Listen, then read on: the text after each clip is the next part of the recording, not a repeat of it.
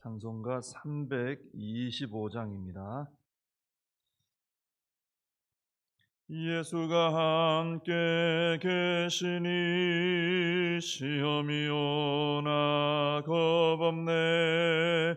기쁨의 근원 되시는 예수를 위해 삽시다.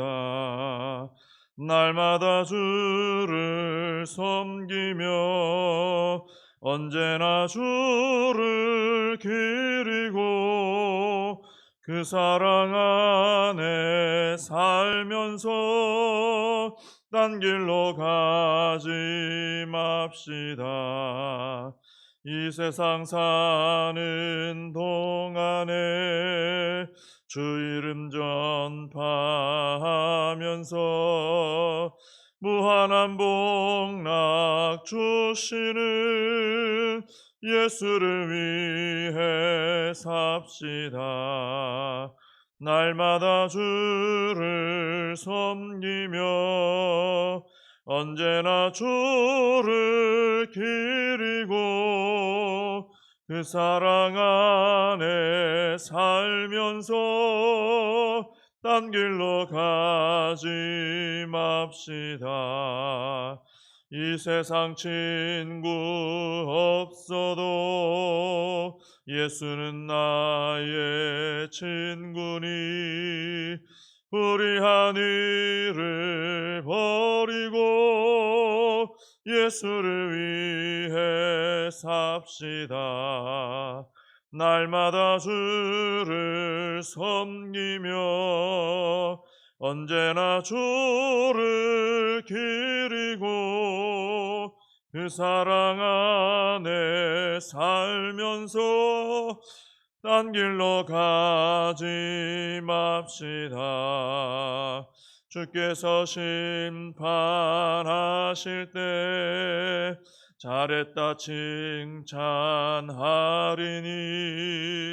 이러한 상급 받도록 예수를 위해 삽시다. 날마다 주를 섬기며 언제나 주를 기리고 그 사랑 안에 살면서 딴 길로 가지 맙시다. 사도신경으로 신앙 고백하시겠습니다. 전능하사 천지를 만드신 하나님 아버지를 내가 믿사오며 그 외아들 우리 주 예수 그리스도를 믿사오니 이는 성령으로 잉태하사 동정녀 마리아에게 나시고 본디오 빌라도에게 고난을 받으사 십자가에 못 박혀 죽으시고 장사한 지 사흘 만에 죽은 자 가운데서 다시 살아나시며 하늘에 오르사 전능하신 하나님 우편에 앉아 계시다가 저리로서 산자와 죽은 자를 심판하러 오시리라. 성령을 믿사오며 거룩한 공회와 성도가 서로 교통하는 것과 죄를 사하여 주시는 것과 몸이 다시 사는 것과 영원히 사는 것을 믿사옵나이다. 아멘. 예레미야 애가 2장입니다. 예레미야 애가 2장 1절부터 10절까지 말씀을 제가 봉독해 드리겠습니다. 슬프다 주께서 어찌 그리 진노하사 딸 시온을 구름으로 덮으셨는가. 이스라엘의 아름다움을 하늘에서 땅에 던지셨으며 그의 진노의 날에 그의 발판을 기억하지 아니하셨도다.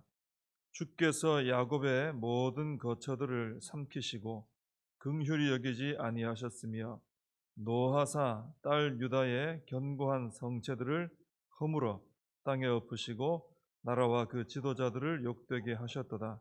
맹렬한 진노로 이스라엘의 모든 뿔을 자르셨으며 원수 앞에서 그의 오른손을 뒤로 거두어 들이시고 맹렬한 불이 사방으로 불사른 같이 야곱을 불사르셨도다. 원수같이 그의 활을 당기고 대적처럼 그의 오른손을 들고 서서 눈에 드는 아름다운 모든 사람을 죽이셨으며 딸 시온의 장막에 그의 노를 불처럼 쏟으셨도다. 주께서 원수같이 되어 이스라엘을 삼키셨으며 그 모든 궁궐들을 삼키셨고 견고한 성들을 무너뜨리사 딸 유다의 근심과 애통을 다하셨도다. 주께서 그의 초막을 동상처럼 헐어버리시며 그의 절기를 폐하셨도다. 여호와께서 시온에서 절기와 안식일을 잊어버리게 하시며 그가 진노하사 왕과 제사장을 멸시하셨도다. 여호와께서 또 자기 제단을 버리시며 자기 성소를 미워하시며 궁전의 성벽들을 원수의 손에 넘기셨음에 그들이 여호와의 전에서 떠들기를 절기의 날과 같이 하였도다. 여호와께서 딸 시온의 성벽을 헐기로 결심하시고 줄을 띠고 무너뜨리는 일에서 손을 거두지 아니하사 성벽과 성곽으로 통곡하게 하셨음에 그들이 함께 쇠하였도다. 성문이 땅에 묻히며 빗장이 부서져 파괴되고 왕과 지도자들이 율법 없는 이방인들 가운데 있으며 그 성의 선지자들은 여호와의 묵시를 받지 못하는도다. 딸 시온의 장로들이 땅에 앉아 잠잠하고 티끌을 머리에 덮어 쓰고 굵은 배를 허리에 둘렀으며 예루살렘 처녀들은 머리를 땅에 숙였도다. 아멘. 계속해서 이 유다의 멸망에 대한 예레미야 선지자의 애가가 시로 이렇게 기록이 되어서 쭉 전개가 되고 있는 그런 내용입니다. 1절을 보시면은 이스라엘의 아름다움을 하늘에서 땅에 던지셨으며 했죠. 그리고 진노의 날에 그의 발판을 기억하지 아니하셨도다 그랬습니다. 여기서 이제 이스라엘의 아름다움은 하나님이 임재하시는 성소를 가리키는 것입니다. 그리고 그의 발판, 이것도 역시 하나님께서 임재하시는 성소를 가리키고 있는 것입니다.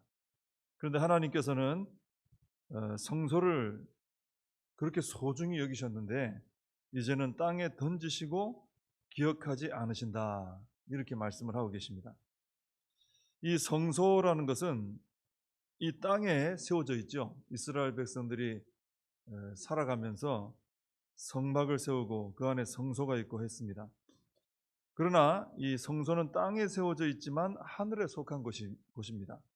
하나님께서 그곳에 임재를 하셨기 때문이죠.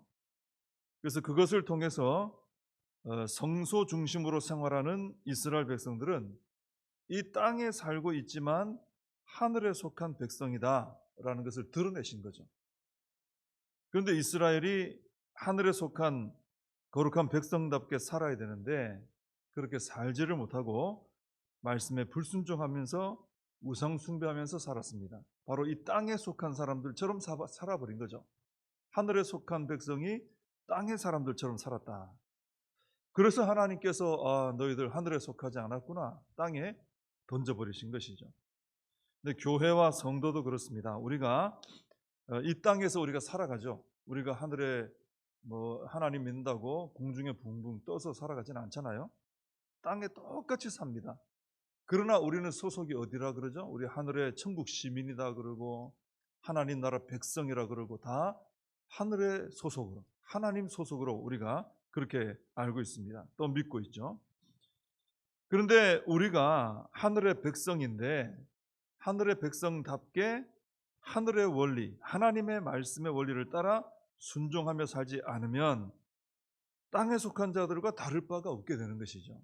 그러면 똑같습니다. 오늘 유다에게 하신 것처럼 너희는 땅에 속한 자와 똑같이 사는구나, 하늘에 속한 자가 아니구나. 그래서 땅에 던지게 되는, 너 땅에 속해라 하는 이런 일이 일어나게 되는 것이죠. 그래서 우리는 이 말씀으로 교훈을 받아서 나는 하늘에 속한 백성이구나, 하나님께 속한 백성이구나, 이걸 다시 한번 분명히 우리가 붙잡고요, 그 하늘에 속한 백성답게 우리 하나님의 말씀대로 순종하며 믿음으로 살기에 힘을 다하는 우리가 되어야 할 줄로 믿습니다. 그 다음에 3절, 4절, 5절 쭉 말씀 보시면은 그 하나님의 오른손 이야기도 나오고 원수들에 관한 이야기도 나오는데 그 내용을 요약하면 하나님께서 원수들 앞에서 이스라엘의 원수가 되셔서 오른손으로 이스라엘을 쳐서 죽이신다. 이런 내용입니다. 원래 하나님의 오른손은 성경에서 이스라엘을 구원하시는 하나님의 능력을 가리키는 겁니다. 하나님의 오른손 그러면 하나님의 능력입니다. 그 능력으로 이스라엘 백성들을 구원하시고 도우시고 하시는 거죠. 근데 이제는 그 오른손을 거둬들이시고 오히려 하나님께서 이스라엘 도우시던 하나님께서 원수가 되셔서 그 능력의 오른손, 이스라엘을 구원해 주시던 능력의 오른손으로 이스라엘을 오히려 치신다는 겁니다. 하나님의 백성인 우리는 하나님의 능력의 오른손으로 보호받고 도움받을 수 있는 놀라운 특권을 가지고 있는 사람들입니다. 우리가 하나님 믿는다, 하나님 자녀가 됐다라는 것은 하나님의 능력의 오른손으로 붙들림 받고 그 능력의 오른손으로 구원받고 보호받는 이 특권이 있다는 거예요.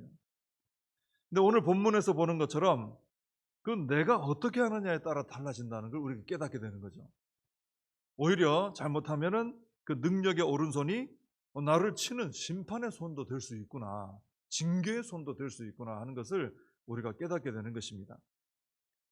그래서 우리가 하나님의 축복의 원리를 따라 하나님 말씀대로 순종하는 삶을 살 때 하나님의 능력의 오른손에 도움을 받게 된다는 것이죠.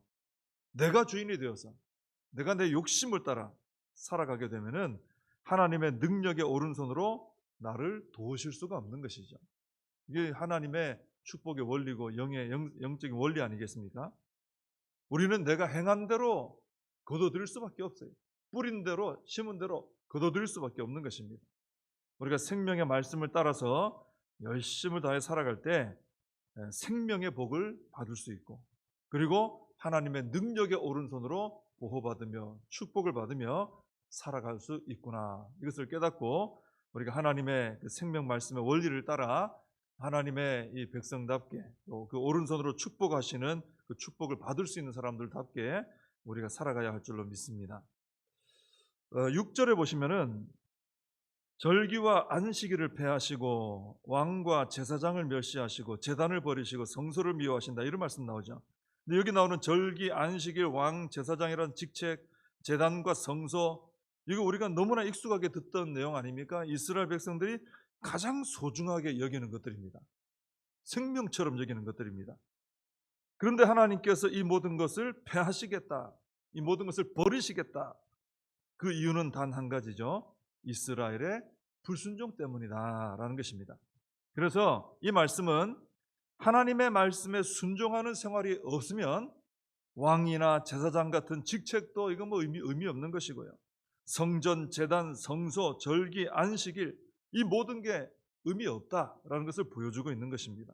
가장 중요한 것, 이 모든 것을 의미 있게 하고 결정짓는 것은 바로 하나님 앞에 우리가 그 말씀에 순종하는 삶을 살아가는 그것이 가장 중요하다는 것입니다. 그래서 사무엘은 순종이 제사보다 낫다, 이런 말을 했던 것입니다. 제사에 목숨 거는 사람들한테 순종이 제사보다 낫다 말하는 게 쉽지 않죠. 그런데 이게 사실이기 때문에 말하는 것입니다. 우리가 교회를 소중히 여기고 직분을 소중히 여기고 주의를 소중히 여기고 우리가 신앙 안에서 소중히 여기는 게 얼마나 많아요.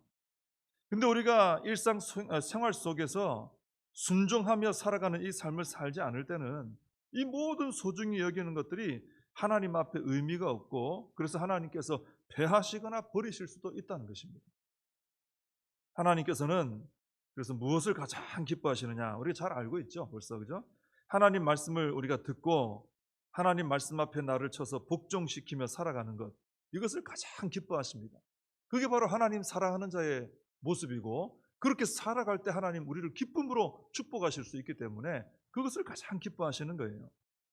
말씀 앞에서 내가 어떤 굳은 신념이 있지만 그 하나님 말씀 앞에 그 신념을 깨뜨릴 줄 알고, 나의 어떤 경험으로 쌓아온 어떤 지식이 있지만은 하나님의 말씀 앞에 그것도 내려놓을 줄 알고, 내 의지가 있지만은 하나님의 말씀 앞에 의지도 꺾을 줄 알고, 때로는 우리 감정이 안 다스려지잖아요, 그죠? 그래서 문제가 많이 되는데 하나님 말씀 앞에, 뜻 앞에 내 감정조차도 막 다스리고 말이죠.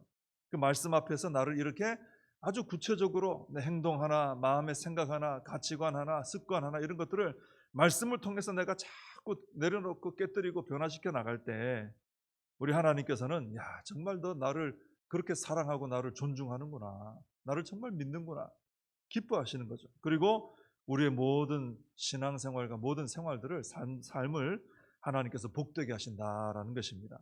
가장 중요한 것은 이 모든 예배와 신앙생활과 우리의 직분과 모든 것을 복되게 하고 찬란하게 하고 빛나게 하는 것은 하나님 앞에 우리가 순종하는 생활, 바로 그것이다라는 것입니다. 9절 마지막에 보시면은 그 성의 선지자들은 여호와의 묵시를 받지 못하는도다 그랬죠. 이 선지자들은 하나님 말씀 받아서 백성들에게 전하고 가르치는 분들이었잖아요. 근데 더 이상 하나님 묵시를 받지 못한다는 겁니다. 그럼 선지자가 선지자로 살아가지 못한다는 얘기죠. 그럼 왜 선지자들이 이렇게 하나님 묵시를 받지 못하는가? 이건 우리가 다 아는 내용입니다. 왜냐하면 그들이 하나님을 무시하는 마음으로 하나님 주시는 묵시를 가볍게 여기고 무시했기 때문입니다. 그리고 자기 생각대로 말해버리는 거죠. 하나님을 가볍게 여긴 겁니다. 그러니 하나님께서 더 이상 하나님의 묵시를 가볍게 여기는 그들에게 하나님의 그 소중한 묵시를 알려주실 필요가 없는 거예요. 그래서 그들이 알지 못한다, 받지 못한다, 이런 결과가 나온 것이죠. 우리 하나님을 귀하게 여기지 않는 사람은 하나님께서도 그를 귀하게 여기실 수가 없습니다. 하나님의 은혜를 귀하게 여기지 않는 사람에게는 은혜가 임할 수가 없는 것이죠. 또 하나님 맡기신 직분을 귀하게 여기지 않고 충성하지 않는 사람은 더 이상 하나님의 그 귀한 일에 불러서 사용하실 수가 없는 것이죠. 또 하나님 말씀을 무시해서 계속 불순종하게 된다면은 그 사람에게는 더 이상 말씀의 은혜가 임하지 않게 되죠. 말씀이 임하지 않으니까 생명의 길에서 벗어나서 사망의 길로 갈 수밖에 없게 되는 것입니다. 그렇기 때문에 우리는 하나님을 경외하는 마음, 이것을 항상 잃지 말아야 하고요. 이 경외하는 마음은 사랑하는 마음이기도 하죠. 그리고 하나님께서 주신 이런 은혜와 직분과 말씀과 이 모든 하나님 주신 것들이죠. 여기에 대해서 우리가 소중히 여겨서 은혜에 대해서는 감사할 줄 알고, 직분에는 충성할 줄 알고, 말씀에는 순종할 줄 아는 그런 삶을 살아야 할 줄로 믿습니다. 기도하겠습니다. 하나님 아버지, 결국 유다가 이렇게 무너지고 버림받고 한 이 모습은 물론 회복을 위해서 하나님께서 징계하시는 모습이지만은 유다 백성들이 하나님을 귀중히 여기지 않았기 때문에, 또 하나님 주신 직분과 또 절기와 또 모든 은혜들, 이 모든 것에 대해서 귀중히 여기지 않고, 말씀에 대해서 소중히 여기지 않고 무시하며 불순종하는 삶을 계속 살아왔기 때문에 이렇게 하나님께로부터 버림받고 또 무너지게 되는 모습을 보게 됩니다. 하나님 아버지, 이 모습을 보며 다시 한번 저희들 돌아보게 하여 주옵시고, 하나님을 경외하며 사랑하는 마음이 저희들 안에 충만하게 하여 주옵시고, 하나님의 말씀을 소중히 여겨서 그 하나님의 말씀을 따라 항상 나를 변화시켜 나가는 순종의 삶을 살아갈 수 있게 하여 주시옵소서. 오늘 하루도 살아갈 때 나의 주인이 되시는 하나님을 기억하며 살게 해 주옵시고, 은혜에 감사하며 또 부름을 받은 대로 충성하며 살아가며 말씀을 소중히 여겨 순종하며 살아가는 복된 하루가 되게 하여 주시옵소서. 예수님의 이름으로 기도하옵나이다. 아멘. 주님 가르쳐 주신 기도로 예배를 마칩니다. 하늘에 계신 우리 아버지여, 이름이 거룩히 여김을 받으시오며 나라의 임하옵시며 뜻이 하늘에서 이룬 것 같이 땅에서도 이루어지이다. 오늘날 우리에게 일용할 양식을 주옵시고, 우리가 우리에게 죄진 자를 사하여 준 것 같이 우리 죄를 사하여 주옵시고, 우리를 시험에 들게 하지 마옵시고 다만 악에서 구하옵소서. 대개 나라와 권세와 영광이 아버지께 영원히 있사옵나이다. 아멘. 오늘 말씀 붙드시고 기도하시고, 나라와 민족을 위하여, 코로나 사태를 위하여, 교회와 다음 세대, 우리의 사명 붙드시고 함께 기도하시기 바랍니다.